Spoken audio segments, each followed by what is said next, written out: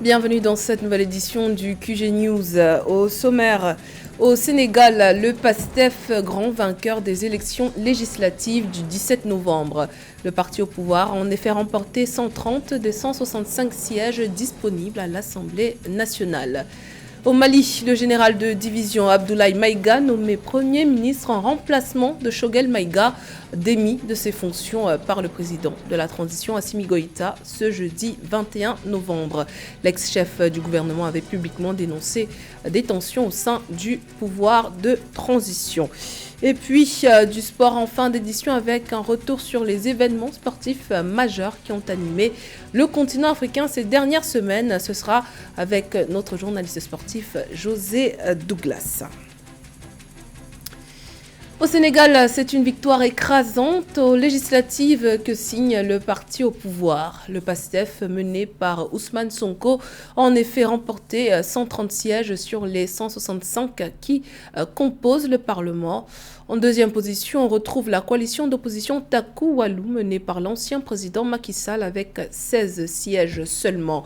Vient en troisième position l'ancien Premier ministre Amadou Ba qui obtient 7 sièges et un département. Avec cette victoire, le parti au pouvoir dispose désormais des moyens institutionnels nécessaires pour mettre en œuvre son programme de rupture qui a été plébiscité lors des présidentielles il y a 8 mois.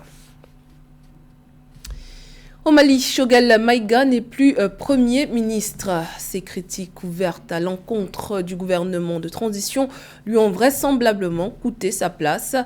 Démis de ses fonctions ce jeudi 21 novembre, il a été remplacé par le général de division Abdoulaye Maïga. Un nouveau gouvernement de 28 membres a été formé par le Premier ministre fraîchement nommé par le président de la transition Assimi Goïta. Le point sur la situation avec Marie-Roger Kouao. C'est un changement majeur dans le gouvernement qui s'est opéré le jeudi 21 novembre 2024. Le général de division Abdoulaye Maïga a été nommé Premier ministre par le président de transition Assimi Goïta. Ce choix intervient après le limogeage de Choguel Kokala Maïga et la dissolution de son gouvernement, après ses critiques ouvertes envers le gouvernement de transition au pouvoir.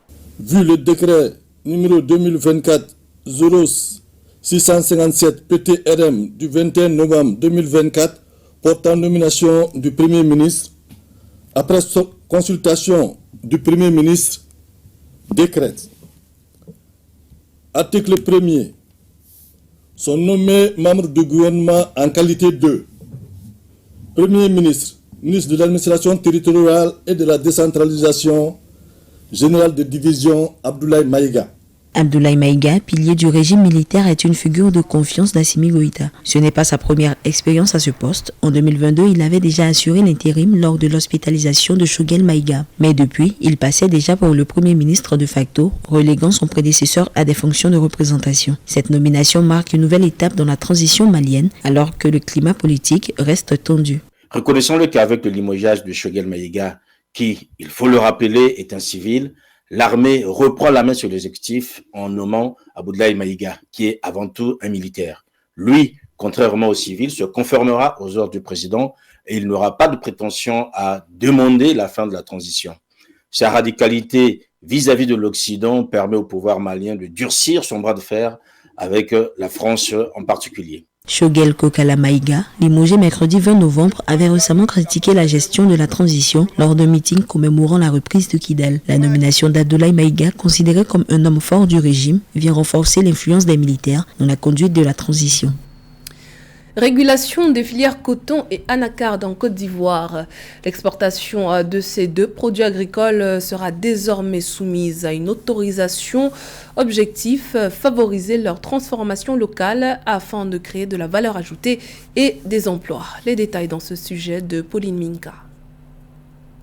En Côte d'Ivoire, le gouvernement a adopté mercredi 20 novembre 2024 en Conseil des ministres plusieurs décrets visant à renforcer la régulation et l'organisation des filières coton et anacarde. Il s'agit pour le premier décret de l'instauration d'un droit unique de sortie de 5% sur la noix de cajou brute. La seconde disposition réglementaire organise la démarche d'obtention de l'autorisation d'exportation des produits du coton et d'anacarde. Ce décret vient de plus belle manière pour pouvoir professionnaliser ces filières-là et toute la chaîne de valeur, pour essayer de voir comment créer plus de valeur ajoutée par rapport à ces différentes chaînes de valeur.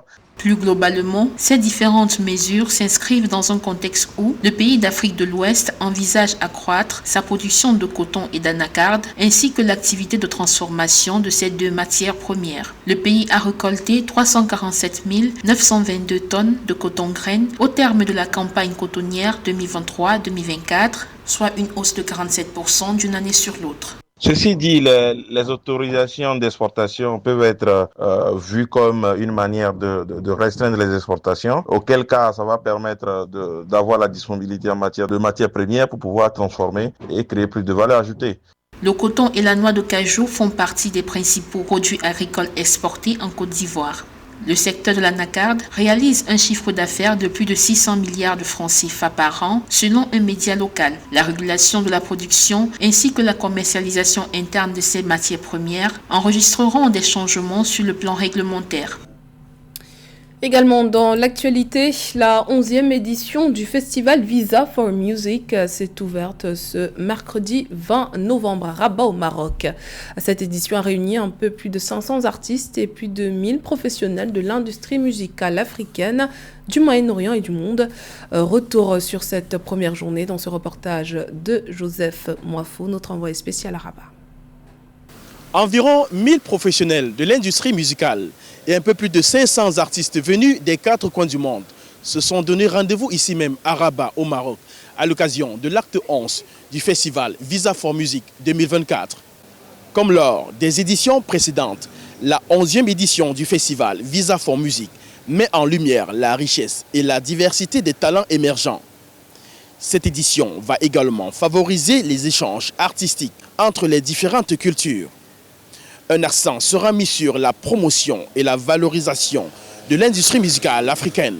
Pour les organisateurs, il est question, durant ces 4 jours d'activité, de permettre au public de profiter d'une expérience immersive et de découvrir les diverses composantes de Visa for Music. 14 années maintenant, Visa for Music, organisé sous le haut patronage de Sa Majesté, s'est imposé bien plus qu'un simple festival. C'est un véritable marché, un espace de partage, de rencontres. Visa for Music 2024, c'est près de 60 concerts, des milliers de spectateurs attendus, des dizaines de conférences rassemblant des experts du monde entier, des formations enrichissantes et des centaines de jeunes professionnels qui bénéficient de ces ateliers et qui vont contribuer à la dynamique des industries créatives et culturelles dans notre pays, mais aussi dans notre continent. Moment d'échange, moment de découverte et d'exhibition où l'industrie musicale est mise au devant de la scène. Visa for Music sera également un moment de réflexion sur les problématiques rencontrées par l'industrie musicale en Afrique et au Moyen-Orient. On est dans une période où, dans un contexte de crise globale, et on n'a pas d'autre choix que de se mettre ensemble, essayer de développer des synergies, mutualiser les moyens, baisser les coûts pour arriver à implémenter nos projets respectifs. Carrefour pour les acteurs de la scène musicale durant 4 jours, du 20 au 23 novembre 2024, ici même, dans l'enceinte du théâtre Mohamed V, artistes professionnels de l'industrie musicale, producteurs des musiques d'Afrique, du Moyen-Orient et du monde, vont se pencher sur la situation des artistes avec un point d'ancrage sur la formation et la mise en avant du talent africain. Des showcases, des conférences, des expositions, des ateliers sont également au programme de cette édition. Cette édition a d'ailleurs débuté par la grande parade urbaine Visa for Music à travers les rues de la capitale Rabat. Depuis Rabat, au Maroc, Léandre Kamga, Joseph Moifou pour Africa 24. L'actualité sportive pour terminer avec un tour d'horizon des événements sportifs qui ont animé le continent ces dernières semaines. Avec nous pour en parler, notre expert José Douglas. Bonjour José. Bonjour Corinne. Alors on démarre avec les éliminatoires de la CAN 2025. Les 24 pays qui ont obtenu leur ticket pour le Maroc sont désormais connus. Exactement, et pour cette fête du football en Afrique du 21 décembre 2025 jusqu'au 18 janvier 2026, ce sont donc qualifiés en groupe A, les Comores, donc ce sera la première participation, et la Tunisie 21 fois. En groupe B, le Maroc, pays hôte, et le Gabon également, 8 participations. En groupe C, l'Égypte, 26 fois, et Botswana, première participation. En groupe D, le Nigeria, 19 fois, et le Bénin, 4 fois. En groupe E maintenant, regardez, l'Algérie, 20 participations, la Guinée équatoriale, 4. En groupe F, l'Angola et le Soudan, 9 participations. En groupe G se sont qualifiés la Zambie et la Côte d'Ivoire. En groupe H, RDC et la Tanzanie. En groupe I maintenant, Mali, 13 participations et Mozambique, 3 seulement. En groupe J, Cameroun, 20 participations et Zimbabwe, 5. En groupe AK, Afrique du Sud, 11 participations et Ouganda, 7. En groupe L, le Sénégal, 17 et Burkina Faso, 13. La date du tirage au sort n'a pas encore été précisée par la CAF, mais nous vous tiendrons informés. Alors, toujours concernant le football, on revient un peu sur la Ligue des champions féminines. Oui, nous sommes sur la fin, justement, Corinne, avec le match de la 3e place qui va se jouer ce vendredi 22 novembre. Et mettre aux prises les Égyptiennes du Football Club Massar face aux Nigérianes d'Edo Queens Football Club. Et la finale, c'est ce samedi 23, toujours au Maroc, avec l'association sportive des forces armées du Maroc face aux Congolaises du TP Mazembe à 18h, heure locale. Et quelques mois à présent sur la Coupe du monde des clubs. Oui, ce sera aux États-Unis pour la 21e édition avec 32 clubs. Et puis nous serons représentés du 15 juin au 13 juillet 2025 avec Al-Ahly d'Égypte, Wydad du Maroc, Tunis de la Tunisie, Mamelodi Sundowns d'Afrique du Sud. Le tirage au sort, Corinne, aura lieu le 7 décembre. Alors un petit focus sur le Djibouti. À présent, il est temps d'élire le président de la fédération djiboutienne de football. Mais les deux candidats se déchirent. José, quel est le point sur la situation? Eh bien exactement, rien ne va plus entre les deux protagonistes. Les protagonistes à cette élection prévue le 7 décembre à Djibouti où le président sortant, M. Souleymane Hassan Ouaberi, veut s'accrocher à son siège. 3e vice-président également de la CAF. En mars 2024, il avait été suspendu de toute activité liée au football par le ministère de la Jeunesse et des Sports. Il est très critiqué, il veut rester aux affaires, mais son adversaire, Aden Roblé Rayale, dénonce certains agissements et les 3 mandats qu'il a déjà exercés à la Fédération djiboutienne de football. Nous avons pu joindre Adam Roblé Rayale, adversaire. Je vous propose d'écouter ce qu'il reproche à M. Ouaberi. Nous avons émis des réserves sur la composition de la commission électorale, dont certains sont directement liés familialement parlant à Souleymane Hassan Ouaberi.